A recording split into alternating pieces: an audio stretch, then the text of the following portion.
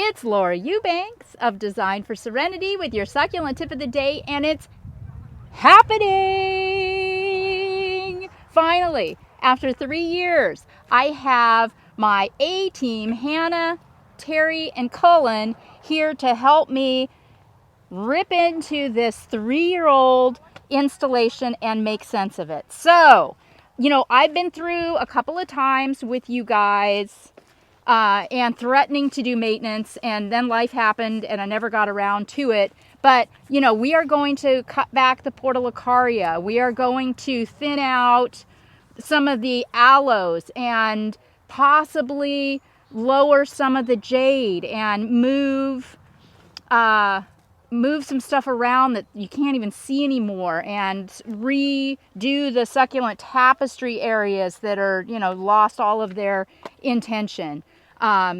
This is going to look like it did the day I put it in, just more mature. So, oh dear God, look at this. Look at this Senecio serpens.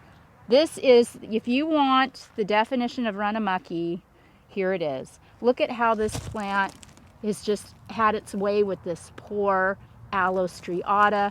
I'm really curious to see what's underneath all of this Senecio serpens. I've said it before, you can't beat the color, but it's kind of a tricky one to maintain. There was a third aloe in this installation when I put it in, and it was kind of a one-off, baby daddy unknown kind of situation, and it was so unique. And I was up in Tustin doing a cactus xeriscape installation, and I wanted that for that job. So the guys here dug it out of the ground and brought it up, but they did not replace. They didn't replace the aloe. So we're gonna find one on the property today and do that. Well, I've got we're live here. We're live. So this is far more compelling to me right now. Look at our little lizard. Our little barrel cactus has got all kinds of little babies all over it. Oh my gosh, that is so fresh. Take a look at this monster ferox. Look at this. These are all going to come off today, and we're going to clean this aloe up. This damage on the underleaves, this is probably just environmental. This is probably from snaps of cold, snaps of heat, who knows. Don't panic when your lower leaves get a little crispy or toasty. What you want to look at is the health of the new stuff. And if the new stuff is looking good and green, then chances are good this is just natural, normal deciduation. So it looks like this, no, it's not splitting. I was going to say, might not be a ferox, but yeah, just one giant, gorgeous plant. Okay, so, woo, we have got our work cut out for us. We're going to get started. If you want to come down and take a look at what's going on, this is also being filmed live. So you're welcome to do that. We'd love to say hello. And yeah. Terry, what are you doing? Well, hi, Hannah. I am giving this portulacaria a haircut. So I don't want to go straight across. I'm kind of cutting into it, and yeah, giving it a nice haircut because it needs it. What are you doing, Cullen? I am ripping out all of the Senecio, the blue chalk sticks. It looked good at one point, but now you can see it's really leggy and it's run amok, so we're just going to get rid of all of it. And then what's going to happen here? We are going to remove this Euphorbia antisyphilitica and divide it up. We're going to let the nursery take some of it back so they can propagate and make some more of it, and we're going to keep a clump for ourselves in here too.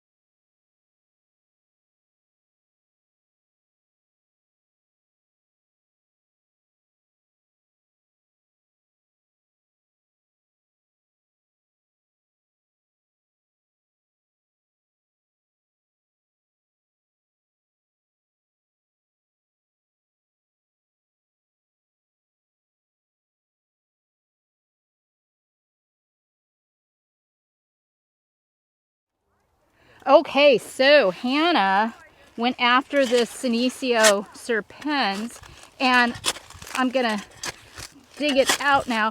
And don't anybody get freaked out, because we're gonna be cutting up all the viable pieces and resetting a lot of them in here.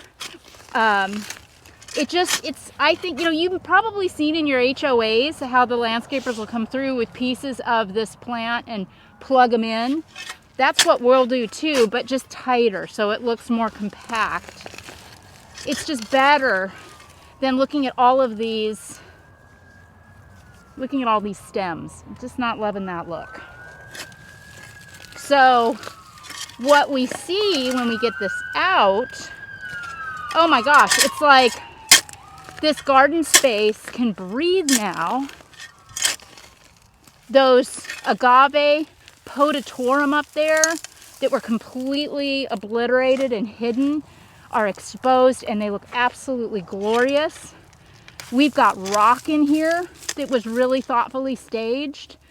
And once we get this, really, really clean, we'll step back and decide what we want to pop in to fill in the gaps. So decisions. You can see here that's still a hot mess up there with the rubbertinctum. We've even cut some weeds right here. We have some spent blooms. So that should come out. This whole area here needs work. And then, as much as I love this undulata, it's starting to really crowd this barrel cactus. So what are we gonna do? Are we gonna move the undulata, or are we gonna move the barrel cactus? Probably the undulata. All of this stuff needs to be pulled out of the quadricolors. This is all a hot mess too. This was a tapestry and it was really pretty. It's not anymore. So let's go ahead and take all of this out. Take out the crassula, take out the cotyledon, and we'll cut and reset. But I really want to expose this gorgeous perii. And right now it's competing. This stand of Cameronii isn't offending me. We just need to clean it up a little bit. And there's a little hedgehog cactus up here that's lost. So this is something that we will also dig out and move front and center down lower where it can be seen and enjoyed. And in a prior video, for those of you that watch closely, you know that I pulled some of the spent mangave blooms off of this stand. Now there's just a mom that is gorgeous and looks amazing. I got rid of all of her babies. This here is just nature. I can't take credit for that. This is why we plant succulents close together. Look at that magic. We've got Euphorbia millii, Crassula argentea sunset, Crassula undulata, Crassula ovata. We've got some of the moonstones down here, and then all of it set off with that firecracker of a Dracaena Draco. So you can't paint that stuff. This little stand of blue elf looks great. Terri, is this the one you went crazy on? It is. Yes, Terri went a little nutty. New clippers. She got new clippers. Blame it on the clippers, on the new clippers. But I don't hate it at all. And the beauty of it is we can take something if we want and we can plant it right here. That's what I'm talking about. Yeah, not a problem. Mm-hmm. And then here's a little perii that has come up from, Let's go show that one. I don't even know where. That's amazing. We've got a perii over here hidden up amongst this undulata right here. This is a stunner. I'm going to be taking that out and moving it front and center somewhere. And then of course we have the one over on the other side. So that baby has traveled on a runner all the way through from somewhere. How's that for a tough plant? Okay, so we'll check back in later. Yep, we'll check back in with you later. So we are pretty much done taking stuff out. Really, really happy with it. See, once you get the things out that you don't want or that are overgrown, it really opens up the space so that you can see where to head next. So, you look at all of this detritus and debris, it's really amazing. We found up there, buried up on the top of the hill, this gorgeous agave perii. So we moved it down here front and center. We are going to be adding some tapestries. Terry brought over some really beautiful plants for us to create some tapestries with. I think that I had some in here earlier in, back in the beginning that probably just didn't make it. So we're going to fill in some more with tapestry work through here. I brought more rock, more burgundy lava. We'll tighten up the black ribbons. That hedgehog cactus, don't step on it, Hannah. That's going to go more front and center. I brought over a big Talavera ball to place somewhere in this landscape because, Talavera.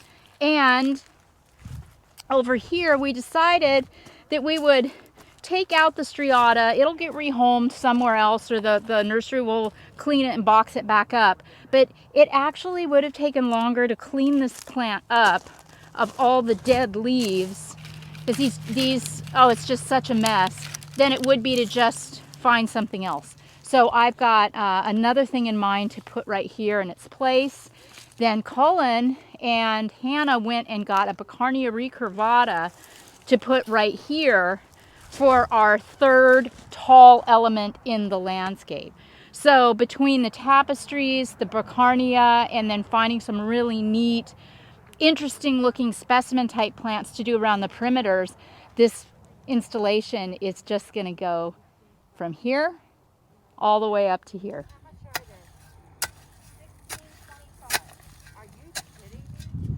It took a team, but we got her done. This is, as you all know, the first maintenance in 3 years for this beautiful installation. So basically what we did, we checked the health of all the plants. We treated plants that had some problems or some bugs on them. Took some things out that weren't working. Fluffed up some areas with new little cute plants. We added a lot of Aeonium kiwi and some Echeveria agavoides, little agave kisokans. Those are stunning. Terry and Hannah did some beautiful tapestry work. Look how pretty this tapestry looks around this Euphorbia antisyphilitica. That's just so pretty. That perii that was lost up underneath all the jades, I staged front and center right there. I'm real happy with that. We pulled in a lot of Aeonium sunburst. It's one of my favorite plants. Added some more mangave where we had taken some out that had bloomed out. Hannah did a beautiful tapestry here. Look at this Euphorbia ready red. I mean, just bloom, bloom, bloom, bloom, bloom. Also, can you spot it? I added a Talavera ball. Yes, you can get those here at Waterwise Botanicals. They're very big balls. They're very fabulous balls. And I think that this installation definitely deserves the biggest ball that I could find. The hedgehog cactus, or you got moved down here. This one had a little bit of scale on it, so we treated it with a pesticide. Hannah tucked some Aeonium sunburst up there underneath that stand of Millii and Ovata. It looks stunning. I love the way the Portulacaria afra is kind of spread out over that rock. We tightened up the agave quadricolor, pulled some of the pups that were running a little too far astray. But, this is great as an individual specimen, but I also like it as a stand. I popped in some low-growing cactus here, and we added... Oh, my shadow, sorry. We added a Baccarnia recurvata in the spot where the yellow had been taken out. That was Cullen's idea. It's a display garden, so we want people to be able to see different species cohabitating and how they contrast and complement each other. So we have a Baccarnia recurvata, we have a Dracaena Draco, and we have an Aloe ferox and an Agave Joe Hoke. The driftwood is from Driftwood Larry from Seafoam Succulents. I think that is just a stunning addition in this landscape. And I'm just so happy with how my 3 favorite jades that I'm always working with are that yellow Crassula argentea sunset, the Crassula undulata, and the Crassula ovata, or Shrek ears. Those 3 are all up in here at the top.